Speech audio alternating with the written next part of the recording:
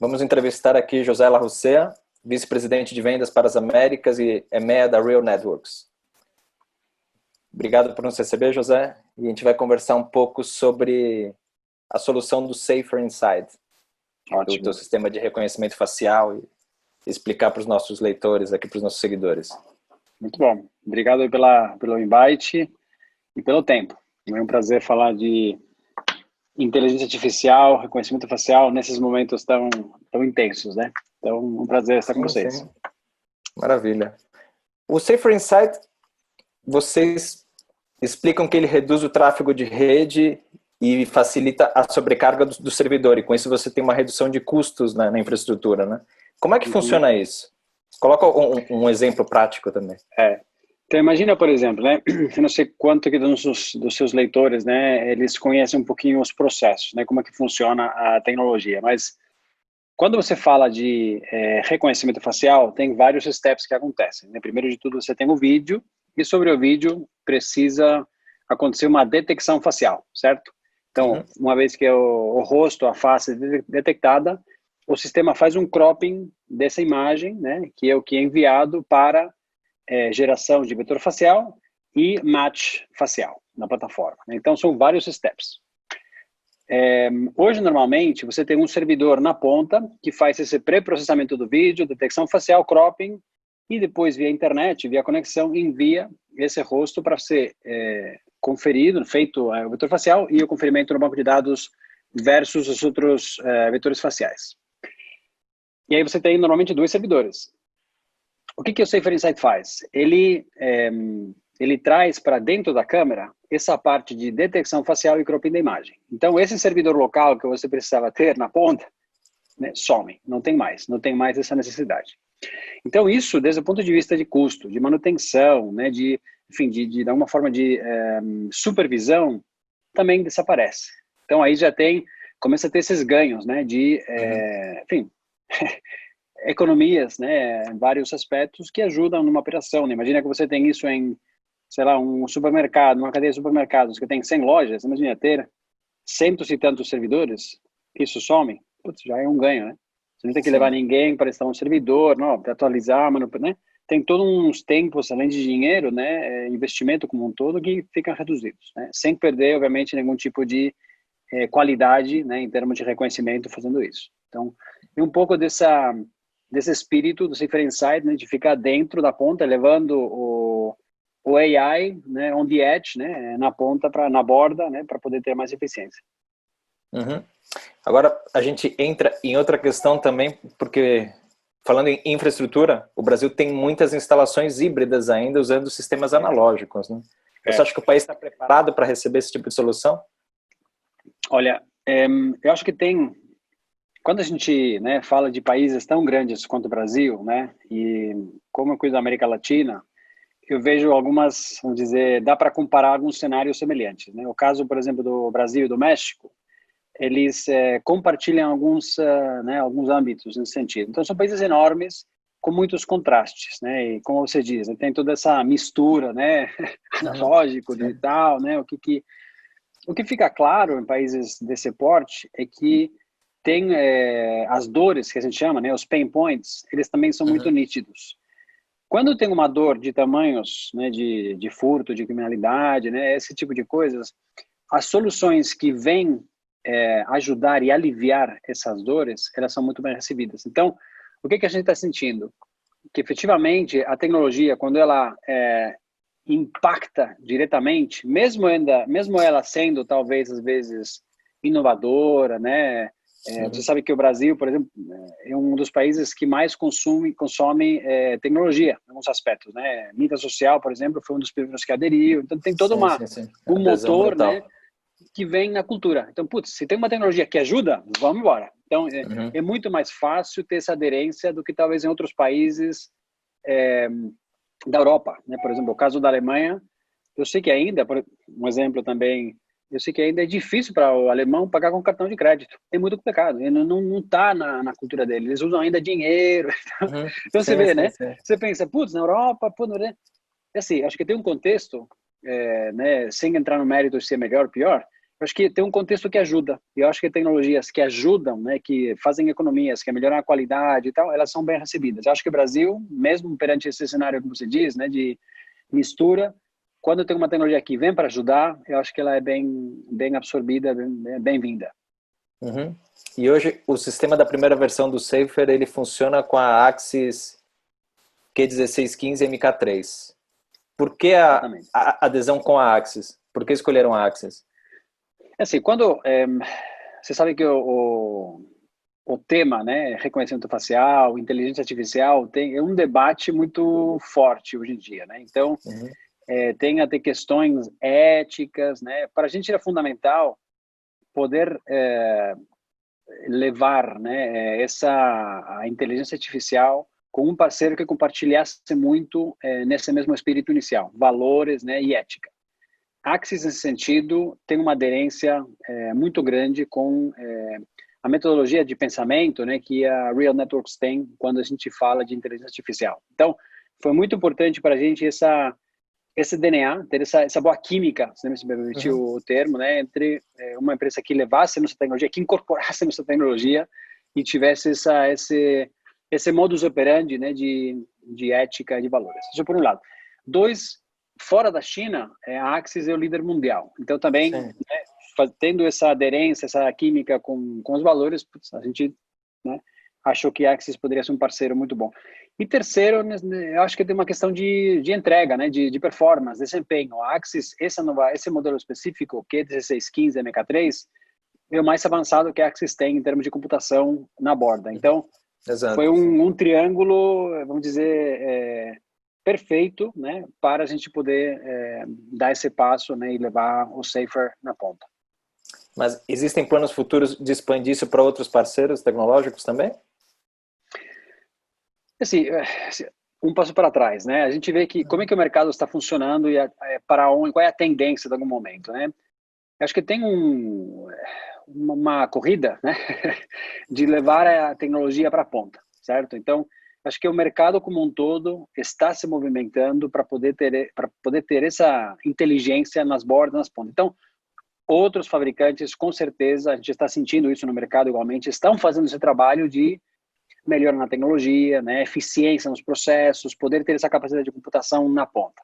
Eu entendo que é o natural, né, que essas tecnologias de visão computacional, de analítica na ponta, elas vão frutificar, né, elas vão aparecer mais rapidamente, né, e obviamente a gente vai considerar isso porque a gente é agnóstico de tecnologia. Obviamente tem que ter o Claro. que a gente falou, né, esses valores, né, todo esse conforto, né, de disponibilizar uma tecnologia num terceiro, mas acho que é um processo natural.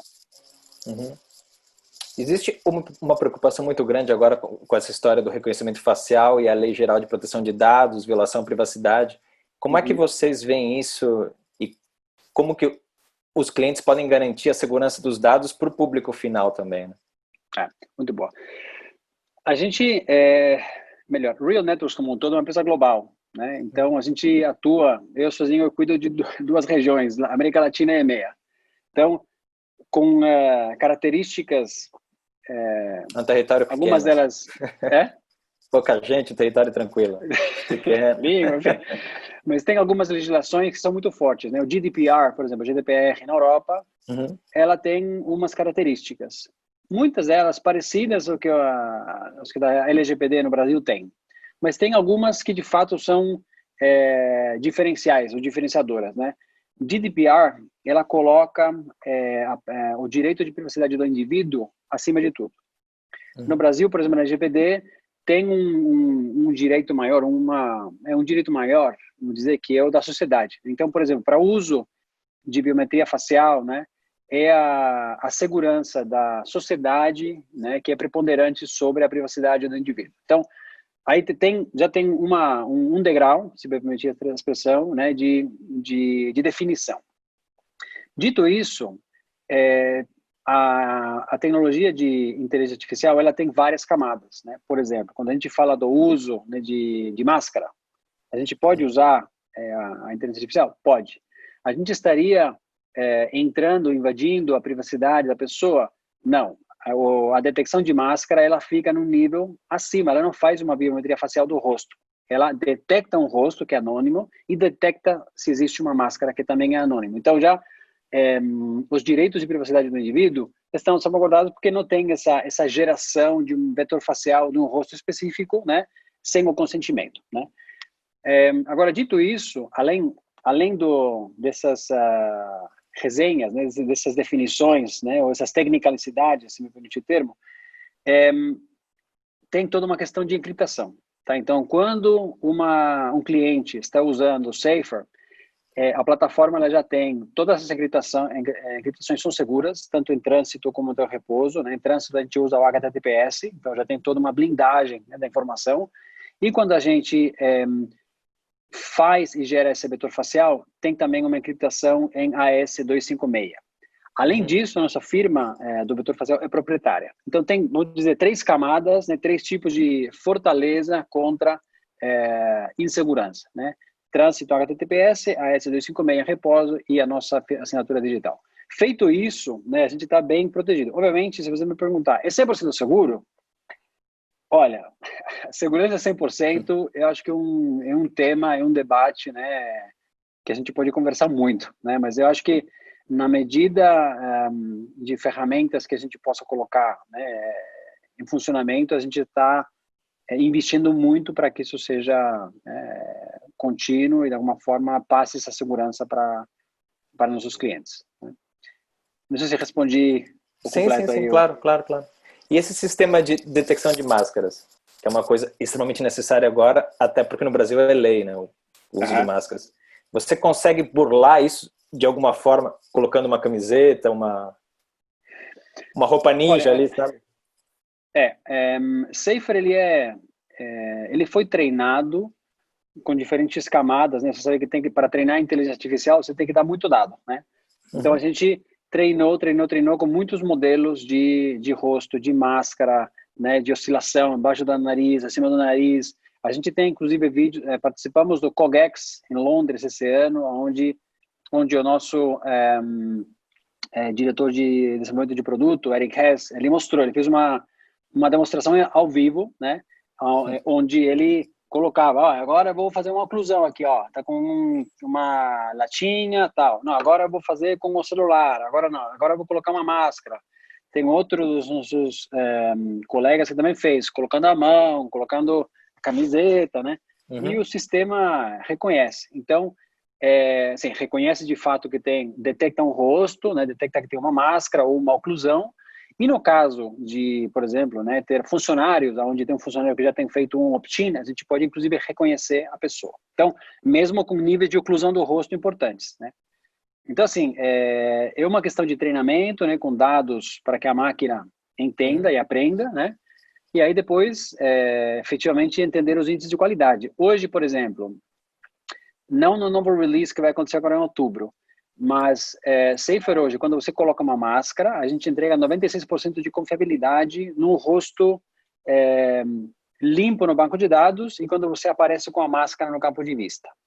A gente tem a possibilidade, a Safer consegue registrar 2 fotos. Então, eu posso registrar Vitor com o rosto normal e Vitor com uma máscara. Aí a gente entra e entrega ao 99,87%. Então, né, tem muita flexibilidade, tem muita confiabilidade nesse sentido. Tá. A gente vai mostrar depois aquele vídeo com a demo da máscara nessa sequência, que é legal para mostrar isso para o público. E eu queria falar um pouco também do case de vocês da Praia Grande, no litoral sul de São Paulo, que vocês têm uma instalação com 69 câmeras, né? Como é que foram os resultados disso?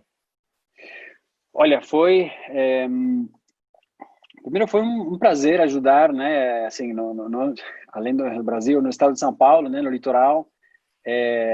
Entendo que Praia Grande é uma das cidades que tem maior afluência de turistas, né? São 2 milhões de turistas por ano. E Praia Grande, eles têm uma mistura, né, de visão, né, perante aquele cenário de criminosidade que tinha, né, criminalidade. Eu acho que eles investiram muito na infraestrutura. Acho que foi uma das primeiras cidades a colocar um deployment de câmeras IP, né, para poder ajudar, né, as forças de segurança. E foi um trabalho interessante, porque ele já tinha uma solução de reconhecimento facial, né? O nosso parceiro, o VMS de Forte, ele levou a gente, levou o Safer no no espírito e no mérito que a nossa tecnologia ia ajudar ainda mais a Praia Grande. E aí foi um trabalho a 6 mãos, né? O VMS, Safer e Praia Grande, né? A prefeitura, junto com as forças de polícia. E aí a gente trabalhou juntos para poder configurar as câmeras, entender os pontos importantes, né?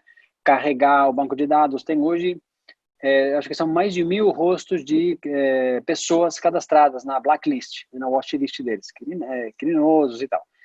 E dado anedótico, nas 2 primeiras semanas a gente identificou 5 criminais que foram reportados para a polícia, né, e que foram presos.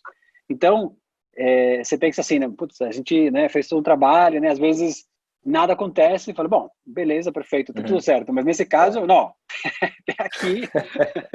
Retorno imediato.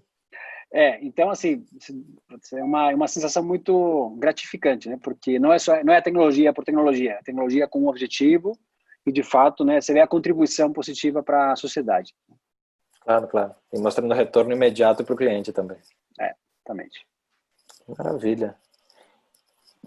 O que a gente percebe conversando com a indústria de segurança e as verticais todas é que muita gente fala assim, olha, eu preciso de dispositivos de controle de temperatura, preciso de controle de acesso sem contato pela pandemia, mas muita gente fala assim, para que investir hoje em reconhecimento facial pelas máscaras e tudo, se a pandemia já está para acabar? Como é que vocês estão vendo isso? Porque assim, o já está para acabar é uma questão polêmica, porque pode ser que dure mais uns 2 anos, ou o novo normal seja outra coisa também, né? Assim, é uma boa percepção, né? Porque Real Networks, sendo uma empresa global, né? Você vê que a gente cobre vários territórios, né? De novo, voltando às minhas, EMEA e América Latina, mas tem tempos diferentes, né? Recentemente, a Índia ultrapassou o Brasil, está no 2º lugar agora. Sim. Real Networks vai... Não, já a pandemia está para acabar. Tudo bem que Estados Unidos é o primeiro lugar, né? Mas está para acabar, né? Você vê que tem outras dores, outras velocidades, outros tempos que estão acontecendo. Eu acho que a questão de pandemia está para acabar. Eu acho que ela foi um motor, né? Quando o COVID-19, né, pegou de fato, abriu os olhos de muitas empresas, de muitas pessoas, né? E o que mudou foi, na verdade, a velocidade, né, de adopção, né, de uso de tecnologias, né? Então, eu entendo que esse investimento em infraestrutura, né, em tecnologias de inteligência artificial, eu começo. Eu começo por quê? Porque a vida continua, né? A gente tem um pré-pandemia, pós-pandemia, mas na verdade a vida não parou. Você não ficou aí, não, espera aí, agora não. Continua e a sociedade, essas cidades, né, as empresas, as pessoas se adaptaram, né? Aquela coisa do home office, né? Eu fazia um home office aí 1 vez por mês, né, tal, né? As empresas pensavam naquela coisa, vamos fazer uma transição, né? Tem algumas empresas talvez mais avançadas, né? Home office, vamos implantar, você tem 3 dias por mês, pode usar. Foi assim, da noite para amanhã. A partir da manhã é home office. Então, você viu que tem um catalisador, um gatilho, né, de mudança, né? Na verdade, de aderência, né, a um novo processo, a uma nova tecnologia. Eu entendo que, voltando, né, a questão de pandemia, pré, pós, está acabando. Eu acho que tecnologias que são usadas, ou que foram usadas, melhor, com antecedência para segurança, né, câmeras IP, com processamento facial, né, watchlist, hoje, pela pandemia, as sociedades, né, as empresas entenderam que tem outros usos. Então, não só segurança, pode ser saúde, pode ser eficiência, pode ser automação, pode ser analítica, né? Então, abriu um olhar, abriu um leque de usos, né, de utilidades, se quiser, que emanam do mesmo investimento. Claro, né? claro. Além da segurança, anteriormente, a prevenção, o contágio e tudo. Exatamente. Então, você começa a ter dados, eu começo a ter, putz, então o pessoal aqui tem máscara, mas quantas pessoas? Você começa a ter uma capilaridade de informação que antes, pelo fato de não ter a dor, né, o foco era a segurança, né, você não usava, você não dava essa atenção. Hoje, pelo mesmo investimento, você consegue ter essas outras camadas sensíveis de informação sobre as quais você pode atuar. Então, eu acho que é um processo de evolução natural. E eu acho que a pandemia, né, mesmo com os desastres que fez, eu acho que sensibilizou os países, né, o país, sociedades, empresas, pessoas, a usar essa tecnologia como uma ferramenta do dia a dia, né? Que antes estava num quesito muito específico, muito restrito, que era a segurança. Uhum. Falando sobre tendências também, José, a Real Networks é uma empresa que sempre foi muito presente nos congressos e nas feiras de negócios. Como é que vocês estão vendo a evolução desses eventos? Porque, assim, pela pandemia, os eventos todos foram travados. O que a gente percebe é muitos deles migraram para soluções digitais. Existe uma possibilidade até de soluções híbridas, né, através de ferramentas como o Zoom e tudo. Como é que vocês veem essa evolução? Você acredita que as grandes feiras vão continuar gigantes, com aqueles estandes enormes, ou vai ser uma mistura mesmo? Olha, eu vejo que tem alguns players, contudo, né? Quando tem uma mudança, né? Quando tem um hito no calendário, acontece várias coisas. Acontece os primeiros que são, né, tem essas três. Quem de fato abraçou, aderiu, já saiu na frente, né? Meio que, né, fez o pensamento rápido e executou, e de fato você vê que tem isso em algumas empresas no segmento. VMS tem um caso ótimo, que de fato saiu na frente e eu acho que entendeu todos os ganhos, né, o que tinha que ser feito a nível operacional. Sim. E eles funcionaram. Tem outras empresas que vão fazer, estão fazendo aos poucos e a velocidade delas é muito menor, as mudanças estão atrapalhando. E tem outras que não mudaram nada. Não, isso aqui a gente vai esperar, vamos continuar quando, né, o negócio abrir. Aí você vê que essas três tendências, elas mudam o tamanho, o porte, né, o todo, a essência das empresas. Eu acho que vai existir ainda, né? Eu acho que o canal digital, mundo online, virtual, né? Coloca o adjetivo, né? O nome que você achar. Mas eu acho que tem a composição virtual, né? No mundo digital, isso que a gente tem agora via Zoom, por exemplo, né? RingCentral, esses outros, eu acho que veio para ficar e veio para otimizar a nossa vida, né? No sentido, quanto custa, pensando assim, né? Agora entrando um pouco numa específica. Quanto custa para uma empresa, sei lá, de 500 funcionários por ano, enviar essas pessoas para eventos? Aí você começa, primeiro alguém tem que organizar, tem um custo de investimento, tem viagens, tem hotel, tem refeições, você começa na ponta do lápis, né? E tempo. Principalmente tempo. O tempo, né?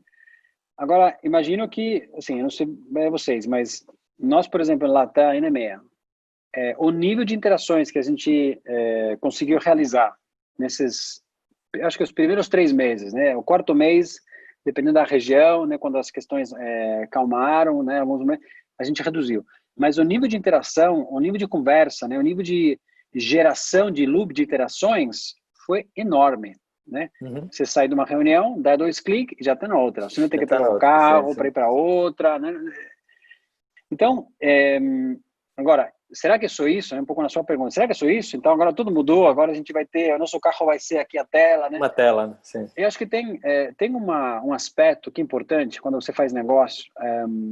A gente tem, na química, né? Você tem a tabela periódica de elementos, né? Você sabe o ferro, o alumínio. Eu acho que tem uma tabela periódica de business, né? Que precisa ainda ser, de alguma forma, desenvolvida. Eu acho que ela vai ser criada na medida, né, que vai se fazendo, né? Aquela coisa, a etiqueta, né? Pensando no celular, né?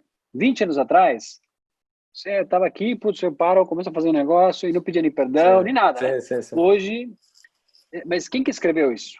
Eu acho que tem um tempo de maturação. Eu acho que está numa linha um pouco nessa tendência, né? Hoje, a gente migrou, 90% das reuniões pré-pandemia, eu diria que 85% das reuniões eram pessoais, né? Muito de mostrar, de tocar, apertar a mão, olha lá, não, vamos falar de futebol, né?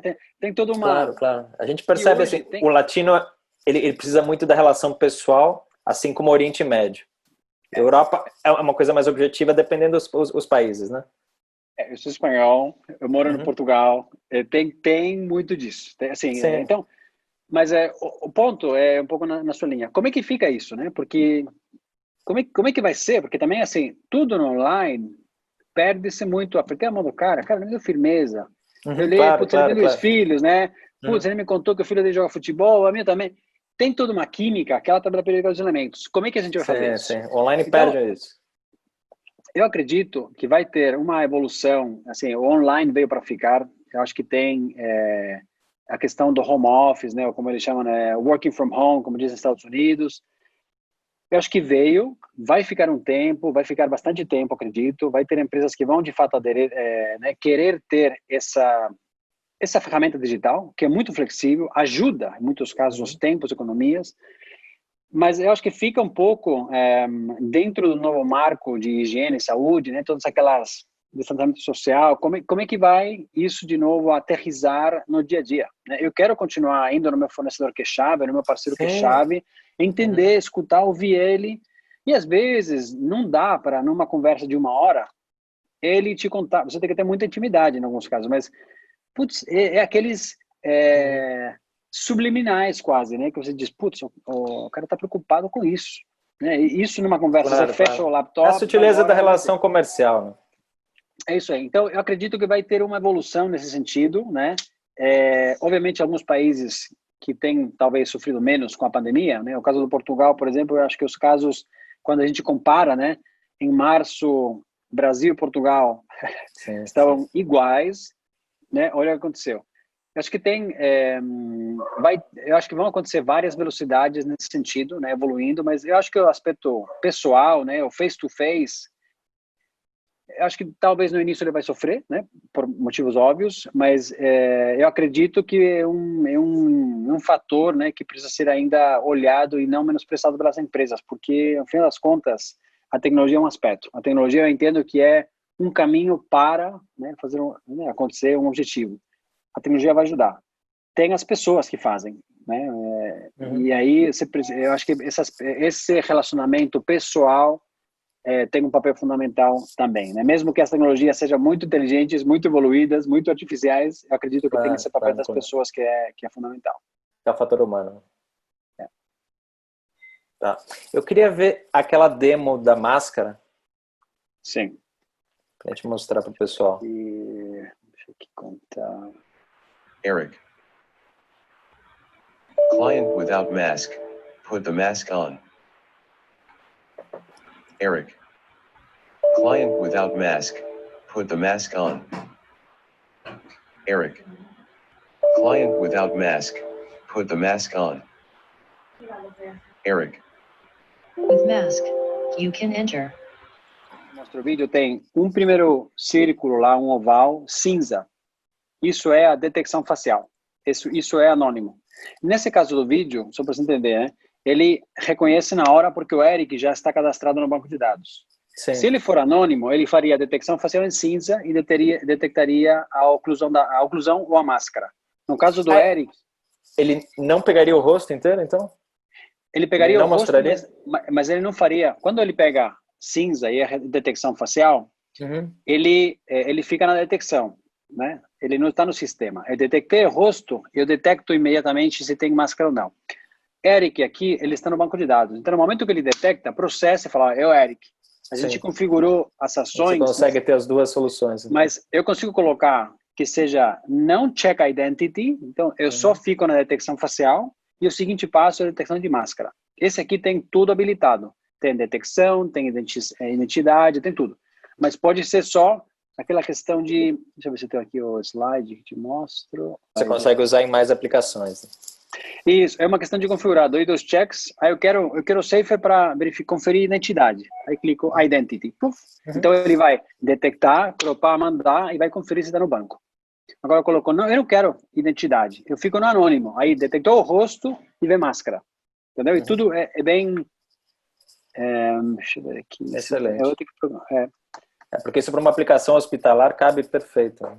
Perfeito, exatamente. Então, é importante salientar, né, o fato do posicionamento, né, no mercado de reconhecimento facial da Real Networks, né, e a gente definiu no início de 2019 os nossos princípios, que a gente nomeou Guiding Principles, né, perante aquele debate todo, né, de